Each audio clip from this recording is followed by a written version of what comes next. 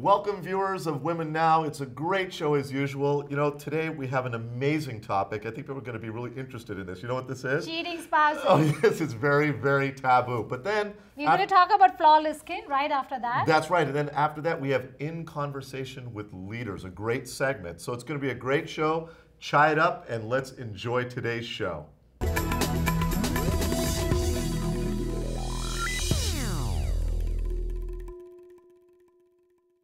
Our first topic today, cheating spouses. It's a big issue. Why are you looking at me first of all? But I know it's a total global epidemic. And we received so many emails Yes. from our viewers asking us to talk about that and some of the remedies. So we're joined by A couple of great guests today. We have Dr. Sujata Saha, who's a clinical psychologist, and of course a familiar face on Women Now. We have Jessie Gore. So thanks for joining us today.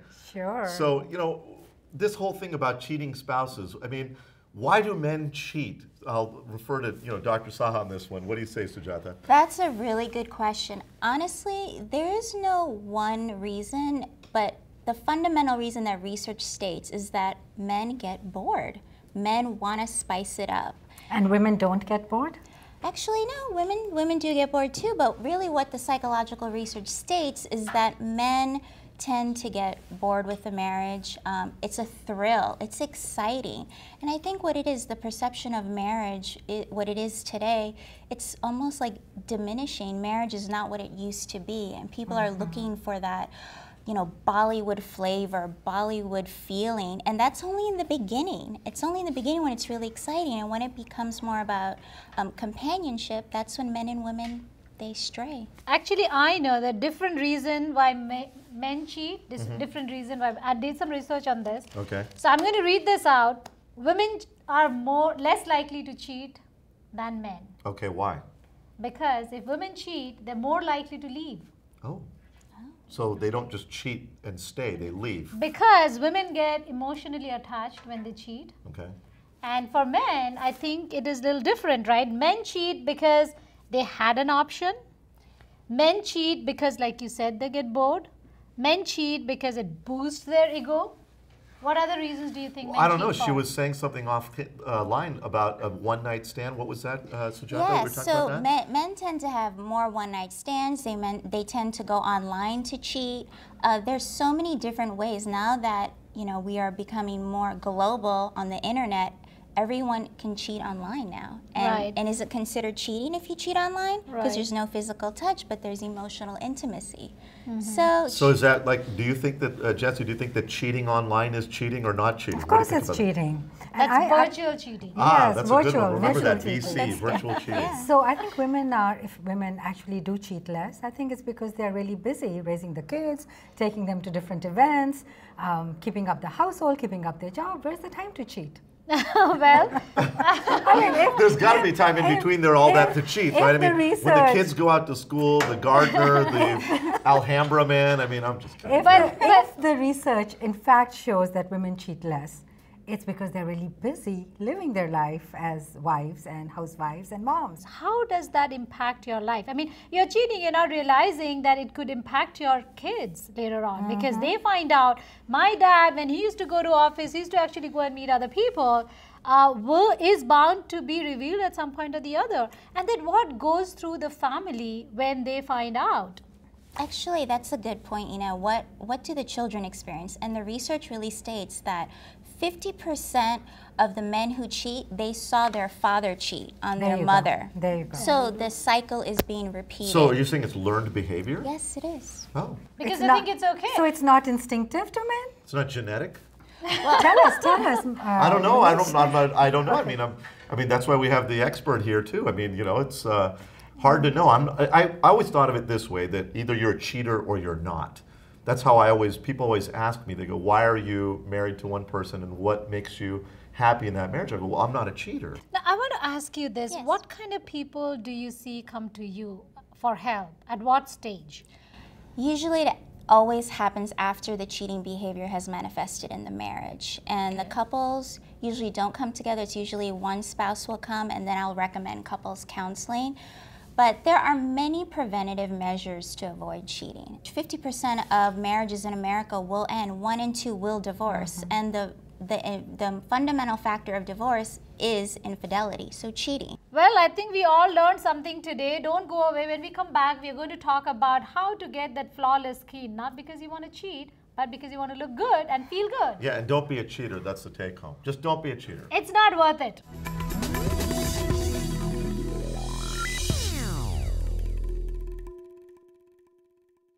So as promised, we are here at Face Reality talking about acne with Laura. Laura, how did you get started? Well, you know, I had acne growing up and I never grew out of it. You know, I got it to my mid-30s and I still had acne. I felt like I had tried everything.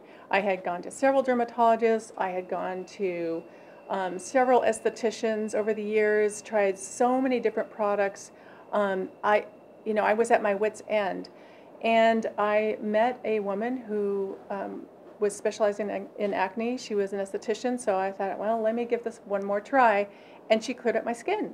Wow. So at that point, I decided I had to do this work too, because I know there's just so many people out there suffering with acne, and I really wanted to help people as well. And then you got committed to solving other people's acne. Exactly. I really wanted to help people with acne now that I knew, I had a sense of what worked. So what percentage of people who come here with acne get completely cleared? Well, that's, we actually did an independent survey, and we get over 90% clear based on our survey results. So what we have noticed is that if people do exactly what we tell them to do, and they're using their home care exactly like we tell them, and they're real consistent in doing their home care, people will get clear and stay clear. And it's a lot of lifestyle change. Exactly. It's, and acne, you coach them through that. Exactly. It's an ongoing process. It's, until you grow out of it, you're going to have to treat it. So, they have to use their products religiously, and they have to have certain lifestyle changes. Yeah, that's why probably adults show better result, because they're complying better. Yeah, for the most part.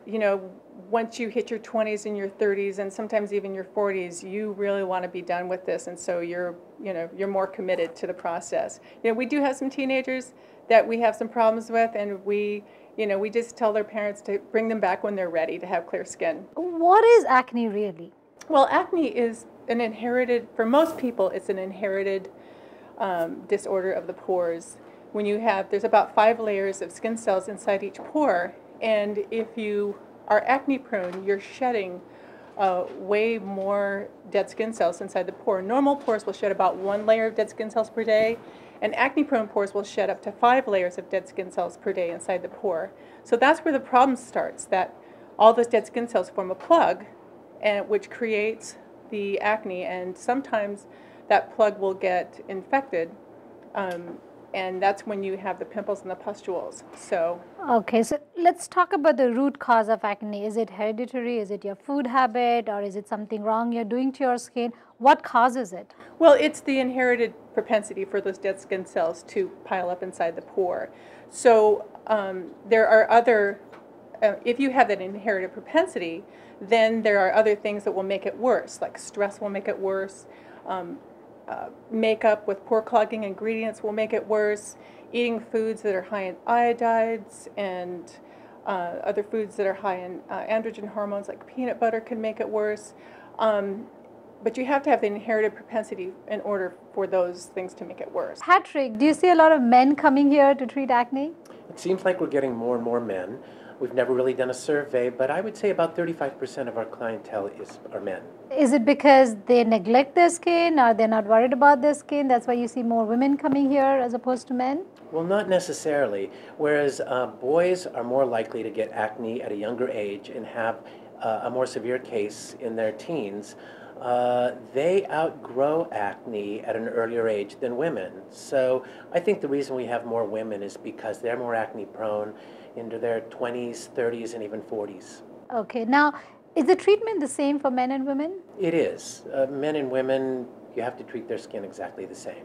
Now, when men come to treat acne, do you see them come at a very later stage when it's really bad, or they're very preventive too? Well, not necessarily. I think some men, especially the ones that are termed metrosexuals, they're very concerned about how their skin looks, and others just aren't so concerned, but it really affects their life when they have a significant case of acne.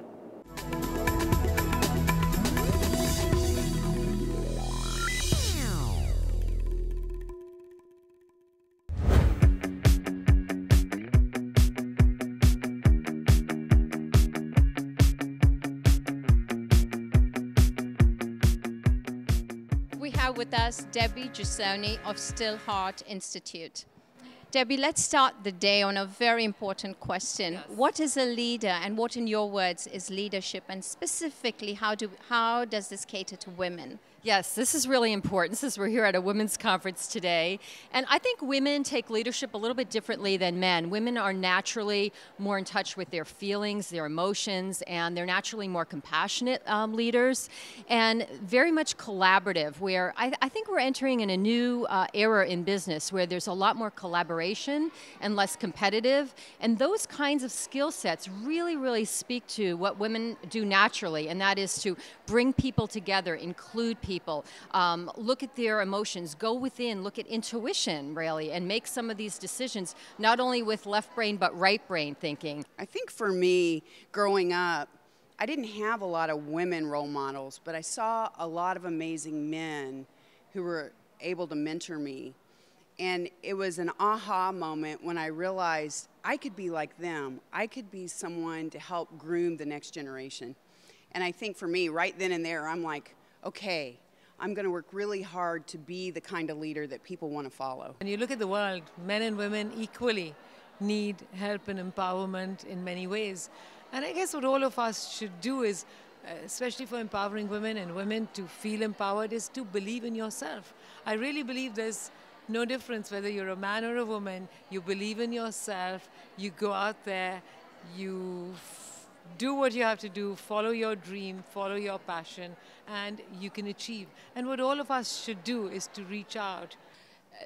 The biggest thing that's really shifted me is starting with discovering and understanding what do I care about most deeply? What is my history, my life experiences? Really, how has it been informed by my history? And that is actually not an easy process. So you hear a lot of, discover, follow your passion, your true loves, etc. And it almost sounds trite because it's said so much. But really, if you do that in a deep way, it's a lot of work, and it's an iterative process. I think starting with that and then kind of saying, what are my natural talents and skills? Not the ones that I need to go acquire or that I have acquired, but what are the things that I uniquely know how to do well? Jennifer, you're a social entrepreneur. Tell me, what is social entrepreneurship? So social entrepreneurship is really an emerging area that bridges together the idea or notion of social with entrepreneurship. So traditionally, entrepreneurship used to be this for-profit enterprise. You look at people coming out of Harvard and their definition of creative destruction, which is Joseph Schumpeter, or Howard Stevenson talking about the resources beyond your control. And this is really to make money and have impact in a broad way. Companies like Google, Pixar, etc. When you look at social side, people thought of, well, I make this money and I give it to these nonprofits so that they can solve social problems. For me, our big win at Astia has been that we've managed to build out a global ecosystem of men and women who seek to see women succeed within a part of the economy where we're not. We heard this morning that women are 90% of Kiva's loans, or 85% of Kiva's loans, excuse me. That's phenomenal. In venture capital, women are less than 5% of the investments. Well, there's an opportunity for us, isn't that?